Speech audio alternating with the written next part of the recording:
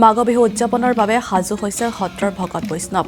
সাতাম পুৰুষীয়া পৰম্পৰাক সৰুগত কৰি নাম কীৰ্তন কৰি ভেলাঘৰ নিৰ্মাণত ব্যস্ত হৈছে ভকত বৈষ্ণৱসকল। আৰু ইয়াৰ দৃশ্য দেখুৱাইছো বটদ্ৰৱাৰ ঐতিহাসিক কুজি সত্ৰত এনেদৰে সত্ৰীয়া পৰম্পৰাৰে মাঘ বিহু উদযাপনৰ প্ৰস্তুতি ইতিমধ্যে চলাইছে আৰু মাঘ বিহু উদযাপনৰ বাবে সাজু হৈছে সত্ৰৰ ভকত বৈষ্ণৱসকল।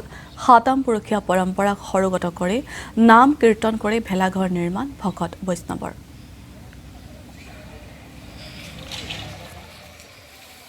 অসমীয়াৰ জাতীয় উৎসৱ, বিশেষতঃ কৃষিজীৱী জনজীৱনৰ এই প্ৰাণৰ উৎসৱ।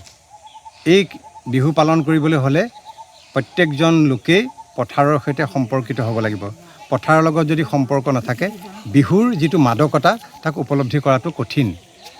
বাৰিষাৰ যি বৰষুণৰ ভাষা বুজিব লাগিব, বতাহৰ সুৰ বুজিব লাগিব, তেতিয়াহে কৃষকে পথাৰত কি খেতি কৰিব তাৰ আভাসটো পাব। এই বছৰজোৰা শ্ৰমৰ সাৰ্থকতাৰ অন্তত যেতিয়া ভোগৰ এমুঠি আলু কচুৰ পৰা ধৰি ধান মুঠিলৈকে যেতিয়া চপাই লয়, তাৰপিছত ৰাইজে ভোগালী বিহু পালন কৰে। এনেকৈ পথাৰত সকলোৱে একত্ৰিত হৈ ভেলাঘৰ সাজে।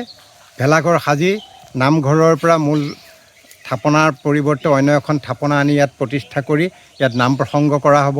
নাম প্ৰসংগৰ অন্তত প্ৰসাদৰ এখন শৰাই অগ্নিত অৰ্পণ কৰা হ'ব। সেই অগ্নিত অৰ্পণ কৰাৰ মূল কাৰণটোৱেই হ'ল বছৰটোলৈ যাতে কৃষিজীৱী জনগণৰ